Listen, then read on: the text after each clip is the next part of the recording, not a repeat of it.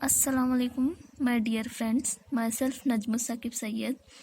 Today I tell about the MSc first sum cell and molecular biology paper, optional paper. आपको मैं already syllabus copy send कर चुकी हूँ shorts में cell and molecular biology. उसमें एक लेसन है unit molecular organisation and function of cell organelles. तो आज हम पढ़ेंगे molecular organisation and function of cell organelles. Cell organelles के बारे में हम पढ़ेंगे, वो भी मॉलिकुलर लेवल पर। We study the cell organelles at molecular level and their organisation, morphology, ETC। So तो हमारा सिलेबस है, देखो यहाँ पे molecular organisation and function of cell organelles. Actually ये मेरे MSc फर्स्ट सेम के नोट्स हैं जो मैं आपको शेयर कर रही हूँ। मेरे नोट्स MSc फर्स्ट सेम के मैं first sem, second same, third same, fourth same serial wise upload करूँगी। एक्चुअली मैं अभी थर्ड सेम में हूँ, तो फोर्थ सेम, थर्ड सेम के जब मेरा MSc कंप्लीट हो जाएगा मैं अपलोड कर दूँगी। लेकिन अब फ़िलहाल मैं MSc first same, second same के, थर्ड सेम तक के नोट्स डालने की कोशिश करूँगी। मेरा रनिंग थर्ड सेम है अभी। सो आज हम पढ़ रहे हैं molecular organisation and function of cell organelles. ये है MSc first sem cell and, paper का नाम क्या है? पेपर का नाम है cell and molecular biology. Cell and molecular biology, cell and molecular biology paper का नाम है। उस पेपर में ए यूनिट है, क्या यूनिट है? Molecular organisation and function of cell organelles. तो हम सेल ऑर्गेनल्स के बारे में पढ़ेंगे। सेल के तो क्या, व्हाट मीन ऑफ सेल? पहले सेल के तो क्या मालूम रहना चाहिए हमें। सेल मतलब इट इज़ दो टाइप के सेल होते हैं, एक प्रोकैरियोटिक होता है, एक यूकैरियोटिक होता है। ये यूनिसेलुलर है, बेसिक यूनिट ऑफ लाइफ है। It is a basic unit of life. Basic unit की बोलते हैं तो basic, why it is called basic unit? Because of without cell we don't have anything. अगर एक टिश्यू बनना है, एक सेल से टिश्यू, टिश्यू से ऐसा, सेल से सेलुलर लेवल, ऑर्गन लेवल ऐसा बनता है। टिश्यू, टिश्यू से ऑर्गन, ऑर्गन से ऑर्गन सिस्टम, बाद में एक पूरा सिस्टम बनता है। अभी एग्जाम्पल, एक ह्यूमन बींग में बहुत सारे मिलियन ऑफ सेल्स मिला के टिश्यू बनाते हैं। टिश्यू से एक ऑर्गन बनता है, जैसे कि हार्ट, लीवर, किडनी, ETC। उससे जाकर हमें क्या मिलता है? एक ऑर्गन, पूरा ह्यूमन बींग, पूरा सिस्टम मिलता है। तो ये सेल बोलते हैं। तो सेल को हम क्या बोले? बेसिक यूनिट ऑफ लाइफ बोलते हैं हम सेल को, है क्या नहीं? तो सेल के अंदर इस सेल में बहुत सारे ऑर्गन्स हैं। जैसे हमारे बॉडी में भी ऑर्गन्स हैं, जैसे है लीवर है, किडनी है, हार्ट है, नर्वस सिस्टम है, ऐसे बहुत सारे सिस्टम्स हैं। तो इसमें भी छोटे छोटे ऑर्गन्स होते हैं जो हम, ये माइक्रोस्कोपिक है, जिसे हम सिर्फ माइक्रोस्कोप में देख सकते हैं। तो आज हम पढ़ रहे हैं बहुत सारे सेल के ऑर्गेनल्स हैं। देखो सेल के ऑर्गेनल्स में कौन कौन से आते हैं? एंडोप्लाज्मिक रेटिकुलम, गोल्गी अपैरेटस आता है। फिर क्या आता है? राइबोसोम्स आता है, न्यूक्लियस आता है, न्यूक्लियोलस आता है, ETC। तो आज हम वैसे ही वो सिलेबस कॉपी में दिया है। He gives us in syllabus copy endoplasmic reticulum, study about the Golgi, study about the ribosomes, study about nucleus, like that. So please go and मेरा सिलेबस कॉपी प्लीज़ देख लो एक बार। तो हम ना ऐसे ही सेल और मॉलिकुलर लेवल पर organisation and function of cell organelles में एक ऑर्गेनल पढ़ना है, that is called endoplasmic reticulum. तो हमें किसके बारे में पढ़ना है यहाँ पे? Endoplasmic reticulum. एंडोप्लाज्मिक रेटिकुलम में फर्स्ट हमें हिस्ट्री देखना चाहिए।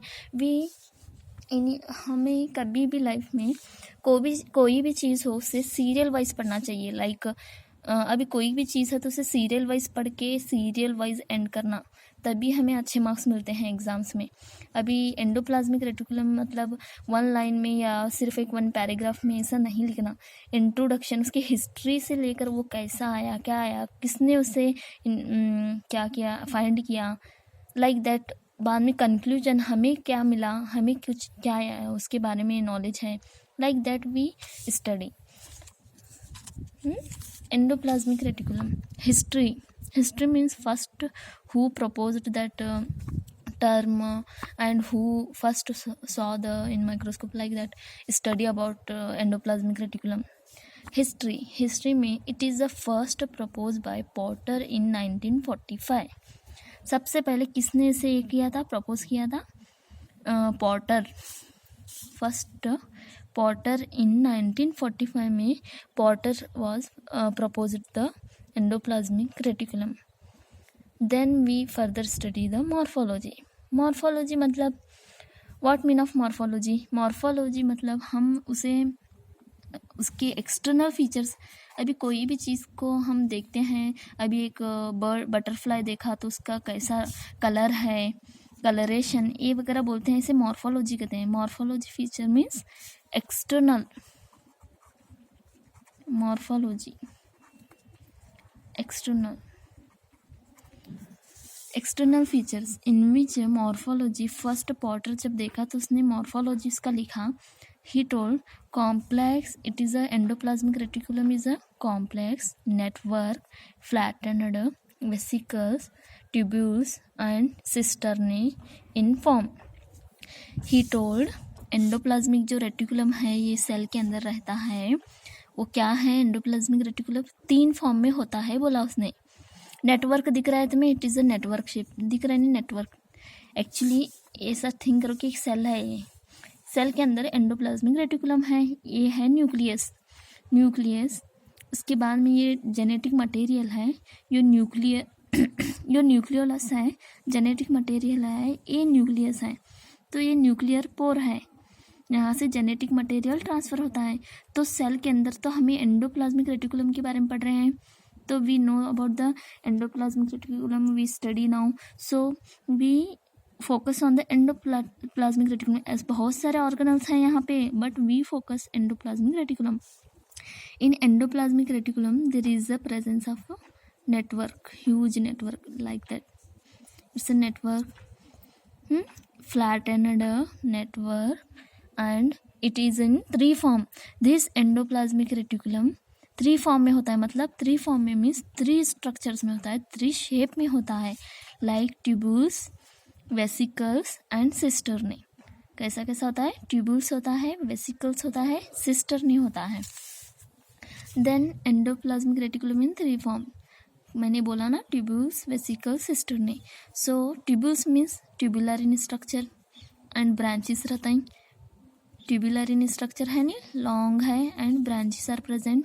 It is a branches tubular in structure. Vesicle means round oval shape रहता है. So it is a rounded ovoidal structure, spherical in shape.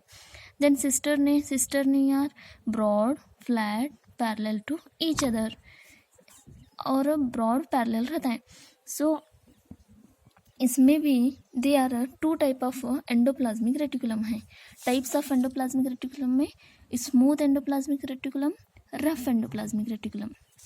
In smooth endoplasmic reticulum, the surface of the endoplasmic reticulum, ribosomes are absent, involved in lipid synthesis. देखो ये smooth endoplasmic reticulum है. This one is a rough. In smooth there is the absence of ribosome. यहाँ पे तुम्हें ribosome दिख रहे हैं, this is nothing but the ribosomes. ये डॉट जो हैं वो राइबोसोम्स हैं.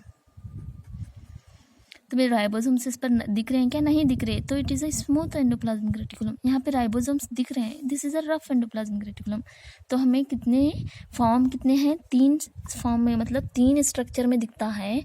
But endoplasmic reticulum in 2 types mainly, smooth and rough. In smooth में तो लिपिड सिंथेसिस होता है और राइबोसोम्स एब्सेंट होते हैं. इन रफ में क्या होता है? यहाँ पे देखो, रफ में क्या होता है? यहाँ पे रफ में ribosomes are present. In rough endoplasmic reticulum ribosomes are present रहता है. In rough ribosomes are present and they help in protein synthesis. Protein synthesis कैसा होता है? Protein synthesis by ribosomes in central dogma. You study about the central dogma where you know how the protein synthesis occurs. यहाँ से जो message जाता है, replication होता है, ट्रांसक्रिप्शन, ट्रांसलेशन, देन राइबोसोम से होकर क्या होता है, प्रोटीन सिंथेसिस होता है। तो rough endoplasmic reticulum help in protein synthesis. Chemical composition, we study the molecular level. What mean of the molecular level? Molecular level is nothing but this endoplasmic reticulum contain the which type of the composition, chemical composition. वो chemical composition क्या होता है उसे study करने को हम क्या बोलते हैं, मॉलिकुलर लेवल बोलते हैं। So it is the basic and main important in MSc first we know the molecular level means it contains the chemical compounds. It contains 70% of phospholipids, inositol, lecithin, cephalin, and enzymes like stearase, NADH, cytochromes, reductase, Mg activated ATPs, glucose 6-phosphatase are present. Cytochrome P450, NADPS, cytochrome B5 reductase, nucleoside are present. इतने सारे chemicals उसमें present रहते हैं। तो when we जब भी paper में exams में पूछेगा molecular organisation of and function of cell organelles, molecular level भी इम्पोर्टेंट है, ये रहना चाहिए उसमें। Then we study the it transport endoplasmic reticulum. Endoplasmic reticulum में क्या क्या होता है, देखो न्यूक्लियस से endoplasmic reticulum have a lumen inside lumen, then they transport the vesicles, then ये lumen क्या होता है, इसमें जाकर ऐसा बाइंड होकर क्या होता है, ये स्पेरिकल वेसिकल्स फॉर्म होता है। ये भी एंडोप्लाज्मिक रेटिकुलम ही है इन द फॉर्म, तो हमने प्रीवियस में पढ़ा है कैसे फॉर्म में होता है। Then Golgi apparatus, Golgi complex से पास होकर क्या होता है, एक्सोसाइटोसिस होता है। Exocytosis means from the cell बाहर जाना, कोई भी चीज़ उसे एक्सोसाइटोसिस कर रहे हैं, फ्रॉम द प्लाज्मा मेम्ब्रेन होकर बाहर जाता है। Then it transport the vesicles and surrounded by the coating called COP1 and COP2 protein, coat protein complex. COP1 COP2 को क्या बोलते हैं हम, कोट प्रोटीन कॉम्प्लेक्स। मीन्स देखो ये ल्यूमन, ये पूरा ये वेसिकल है, सो 2 लेयर्स हैं इसे, एक COP1 है एक COP2 है। वो क्या है, दोनों प्रोटीन है। It transport the vesicle endoplasmic reticulum to Golgi apparatus. COP2 protein जो क्या करता है, एंडोप्लाज्मिक रेटिकुलम टू गोल्जी तक जो ले जाता है उसे COP1 बोलते हैं हम। COP1 protein, COP2 protein, sorry COP2 protein बोलते हैं। COP1 क्या करता है, गोल्जी टू एक्सोसाइटोसिस करता है from through the plasma membrane, तो उसे क्या बोलते हैं हमें, COP1 प्रोटीन दैट हेल्प। तो फंक्शंस देखेंगे। Actually first important function of the endoplasmic reticulum is endoplasmic reticulum gives the structure balance the cell. देखो अभी सेल है, सेल में वो नेटवर्क लाइक है।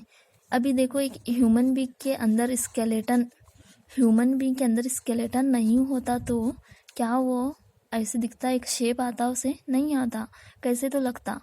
तो इन सेल में जो एंडोप्लाज्मिक रेटिकुलम है, ऐसा रहने की वजह से सेल का शेप करेक्ट होता है, मेंटेनेंस होता है, बैलेंस्ड होता है। स्ट्रक्चर में कहाँ पर भी ऐसा डैमेज नहीं होता स्ट्रक्चर जल्दी, लाइक स्केलेटन है जैसा वो सेल का एक्चुअली एंडोप्लाज्मिक रेटिकुलम।